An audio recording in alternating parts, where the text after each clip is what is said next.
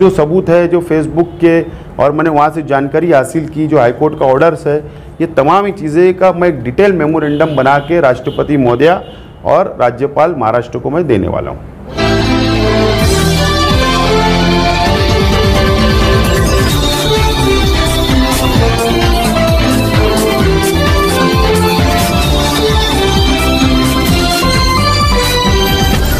चौदह तारीख को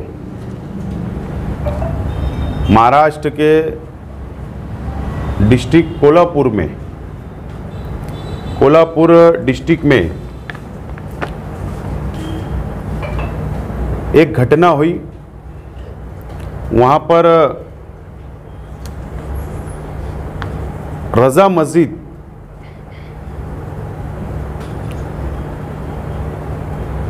फिरका परस्तों ने गजापुर में, बात ध्यान रखो आप, विशालगढ़ एक किला है और विशालगढ़ के ऊपर एक दरगाह है, लेकिन जहाँ पर मस्जिद है, जहाँ मस्जिद को शहीद करने की कोशिश की गई, कई हिस्सा शहीद भी किया गया, कुरान शरीफ की बेहुरमती की गई। ये गजापुर एक गांव है जो विशालगढ़ से तकरीबन 3 किलोमीटर दूरी पर है। मैं सबसे पहले अहलियान शहर की जानिब से मैं इस घटना की मजम्मत करता हूं, जो कुरान शरीफ की बेहुरमती की गई, मस्जिद को नुकसान पहुंचाया गया, माँ बहनों को खेत के अंदर दौड़ाकर मारा गया, मासूम बच्चों को मारा गया। मैं सबसे पहले इस घटना की मजम्मत करता हूं। असल में अगर ये जो घटना हुई है, अगर सही मानों में इसकी तहकीक की जाए, ये सिर्फ एक अचानक एक्सीडेंट नहीं है, एक अचानक घटना नहीं है, ये कई दिनों से साजिश रची जा रही थी। वहाँ पर कुछ जो दरगाह है, वो दरगाह हज़रत सैयद मलिक रिहान रहमतुल्लाह अलैह, इनकी वो दरगाह है और बहुत पुरानी दरगाह है जो विशालगढ़ पर है। और वहाँ पर जिसे हम आम तौर पर दरगाह के ऊपर जाकर ज़ियारत वगैरह की जाती है, वहाँ पर बकरा वगैरह काटा जाता है और आम तौर पर वहाँ के मुसलमान उस दरगाह के ऊपर बहुत मानते हैं, उनकी अकीदत है, वहाँ पर जाकर कुर्बानी भी किया करते थे। ये मामला मुंबई हाई कोर्ट के अंदर गया और मुंबई हाई कोर्ट के अंदर कुछ तंजीमों ने ऑब्जेक्शन लिया कि यहाँ पर बकरा या कुर्बानी नहीं होना चाहिए, लेकिन मुंबई हाई कोर्ट ने इजाज़त दे दी, ऐसी है उस मॉडल, इजाज़त दे दी कि यहाँ पर बकरा कटेगा।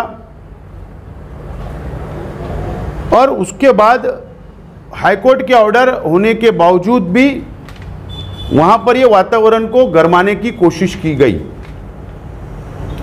जहाँ पर दरगाह विशालगढ़ में, वहाँ पर कई पुराने मकानात भी है, तकरीबन 150 से ज़ायद वहाँ पर प्रॉपर्टी है जो मुसलमानों की है, और 8-10 प्रॉपर्टी यानी प्लॉट वगैरह के ऊपर लिटिगेशन चल रहा है, यानी ये मैटर जो है हाई कोर्ट के अंदर पेंडिंग है। और वहां पर इसको अतिक्रमण का नाम लेकर, क्या अतिक्रमण किया गया, बल्कि अगर आप उसकी तारीख देखेंगे, जो मेरे पास मालूमात, मैंने वहां से कुछ जानकारी ली, हासिल की, और जो मालूमात मेरे पास है, ये बहुत पुरानी प्रॉपर्टी मुसलमानों की है। और वहाँ पर प्रॉपर्टी कुछ लिटिगेशन, कुछ तनाज़ा है, वो हाई कोर्ट के अंदर चल रहा है, वो जैसे कि वैसे परिस्थिति पे है। लेकिन वहाँ का विशालगढ़ जो एक तारीखी जगह है, किला है, वहाँ पर शिवाजी महाराज, छत्रपति शिवाजी महाराज, उनका ऐतिहासिक मुकाम भी है और उनके उस वक्त के कई ऐतिहासिक मुकामात है, लेकिन वहाँ दरगाह भी है। अब उसको बहाना बना करके ये अतिक्रमण किया जा रहा है, दरगाह के ऊपर मस्जिद बनाई जा रही है, अतिक्रमण किया जा रहा है, ऐसा एक तनाज़ा पैदा किया गया। और ये हाईकोर्ट का जो ऑर्डर आया बकरा वहाँ काटने का, कुर्बानी करने का, ये तमाम ही बातों को एक किया गया, एकत्र किया गया और उसके बाद ये ऐलान किया गया। ऐलान ये किया गया कि हाईकोर्ट के ऑर्डर से या न्याय प्रवेश चीज़ को डर बताकर कुछ फिरकापरस्त तंजीमों ने, कार्यकर्ताओं ने, कुछ नेताओं के इशारे पर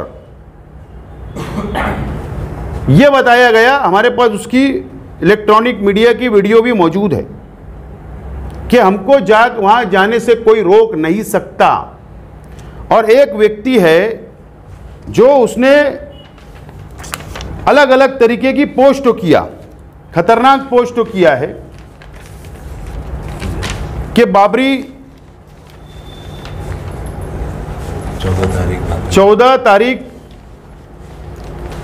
फिर एक बाबरी, इस तरीके की खतरनाक पोस्ट वायरल की गई।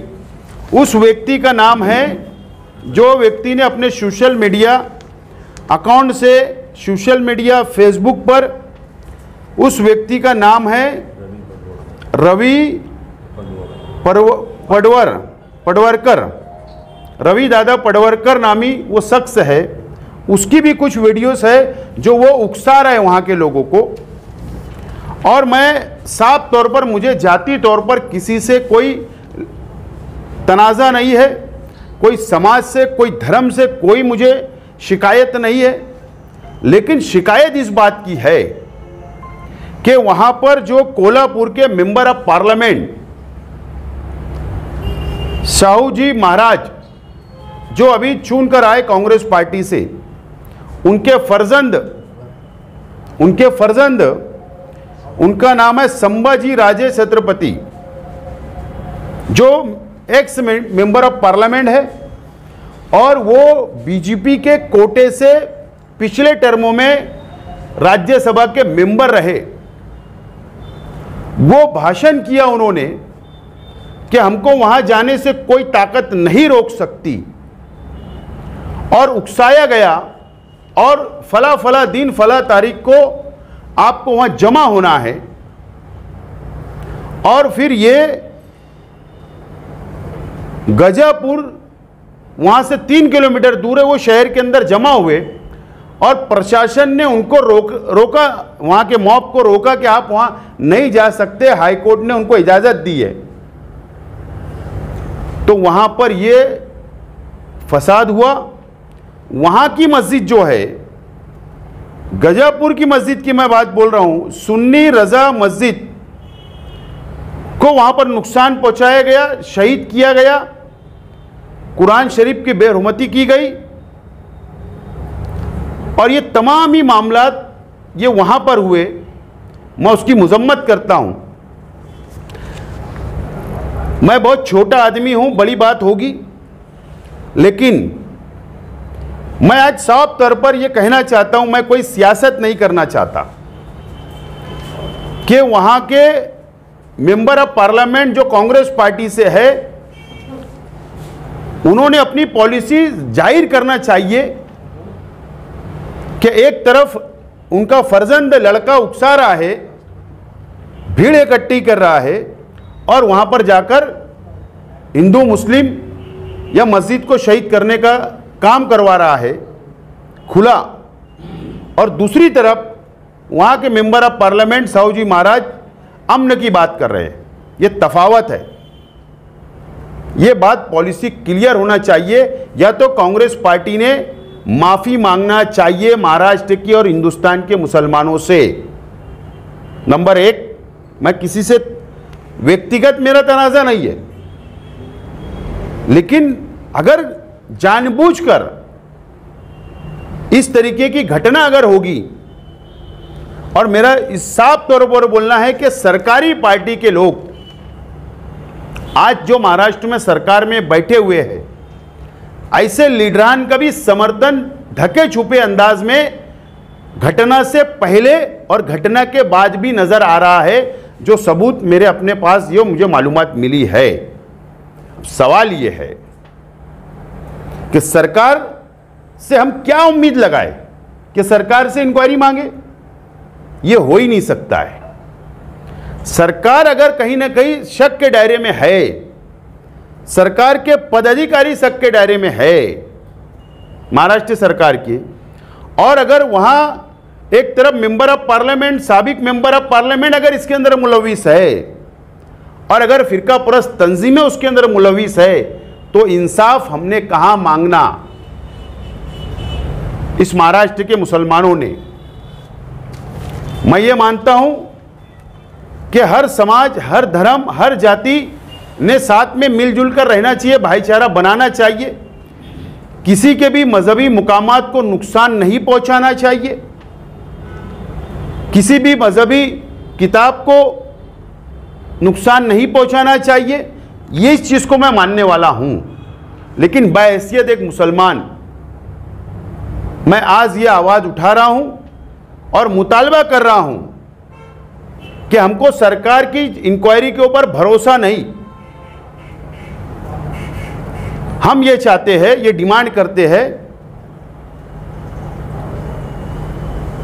हाई कोर्ट के जज से, न्यायाधीश से इसकी इंक्वायरी होना चाहिए, और दूध का दूध और पानी का पानी होना चाहिए। सवाल यह है कि एक बहुत बड़े नेता का इन्वॉल्वमेंट सामने जब आ रहा है, तो ये बहुत बड़ा नेता है, तो सरकार डर ना जाए, दबाव में ना आ जाए। ये बात आज सामने है।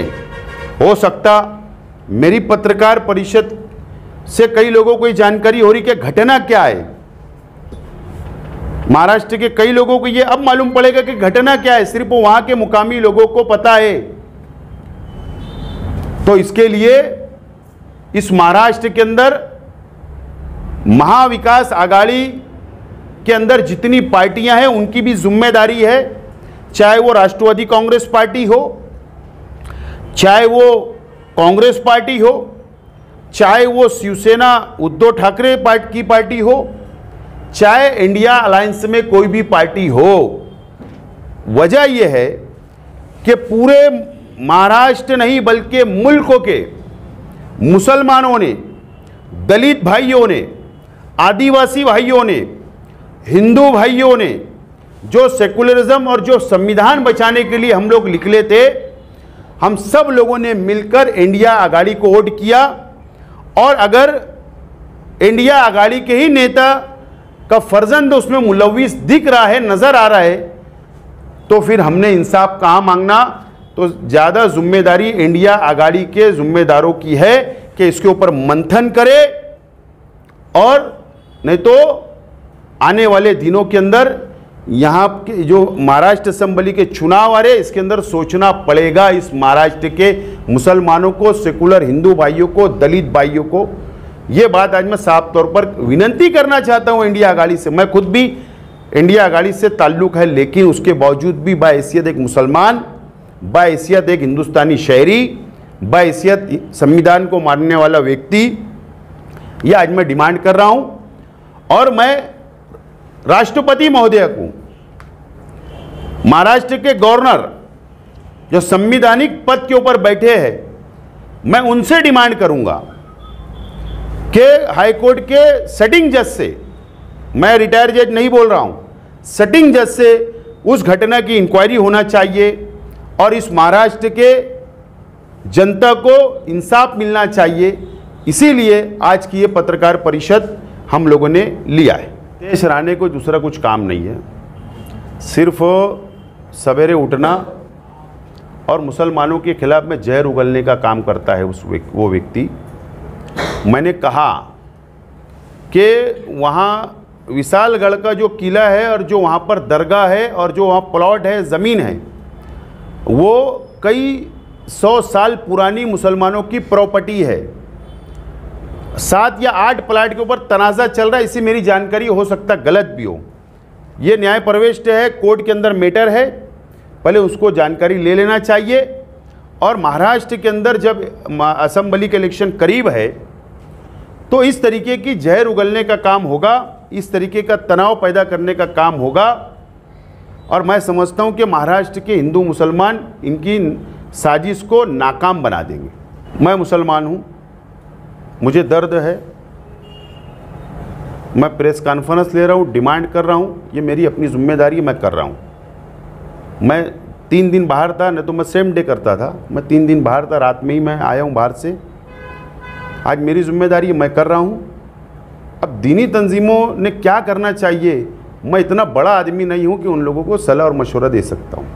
कल इम्तियाज़ जलील वहाँ पे जाने की बात, बीजेपी और MIM, ये बीजेपी की बी टीम है।